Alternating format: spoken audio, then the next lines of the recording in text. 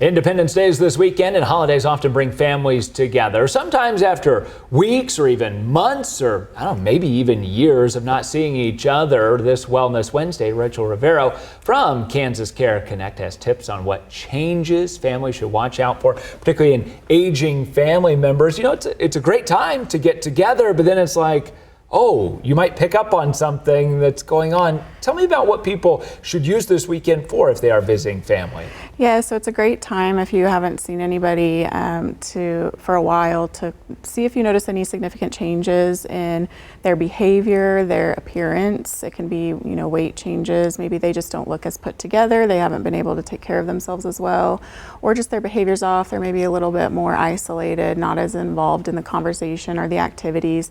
Those are the things that I would look for. If you notice those things, kind of have nice discussions with family maybe that are more present. If you're the out-of-towner, if you have family there, just say, hey, I've noticed these things. Have you guys noticed these trends, or do you know what's going on? Kind of get a feel for what the real story is, because when you're not there all the time, you get fed a certain narrative sometimes. When you're not there, is it easier for you to maybe pick up on something rather than maybe a family member that is with them, Yes. often? Yes, when you see somebody all the time, you don't notice those subtle changes. If it's been a while, you definitely, even if it's subtle over time, you haven't seen them in a while, it can be a really drastic change to you. So those people who are there with them on a regular basis may not pick up on it as easily, or have maybe kind of brushed it to the side. But sometimes they do pick up on it, and maybe they've just been monitoring it, watching it, kind of talking with providers and keeping tabs on it. So just touching base with them to see where they're at is always a great idea.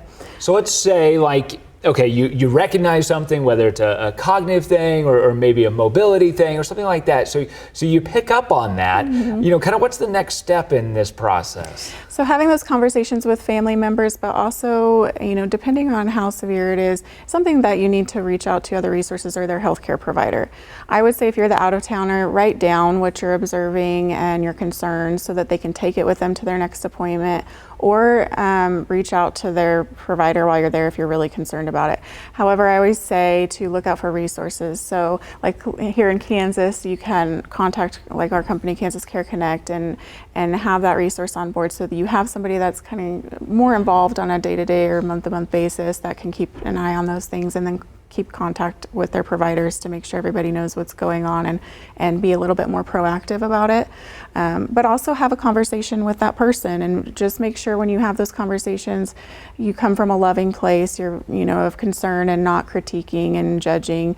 Using I statements is always something I say. I noticed this and wanted to know, how are you feeling, or have you had any issues or things that you want to talk about, or, we're here to help you. What can we help with while we're here?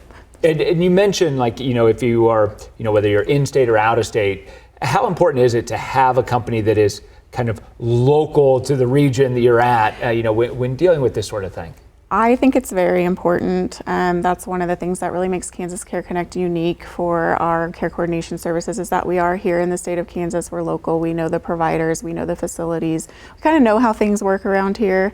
When you get some of those vendors that are not local, it can be a little bit more difficult. They can still be helpful, but it can be a little bit more difficult. I think it's helpful that we have personal relationships with the providers and kind of know how to work around things here locally. So I think it adds a great element, and it makes it much more helpful. And if people want to learn more about, Kansas Care Connect, or maybe get some of these tips and stuff, what's a great resource for them? Where should they go? Our website's a great resource, but always just give us a call. We're always happy to explain it. It's such a unique service that people aren't used to, so it can be kind of hard to wrap your head around. So we always love to have a conversation and explain it, and help people understand we're here to help. All right, Yeah. What a great thing. Thank you so much for all the information, giving us the ideas here. And if you'd like to learn more about Kansas Care Connect, you can go to kake.com/guest. You can also give them a call, 316-370-2406.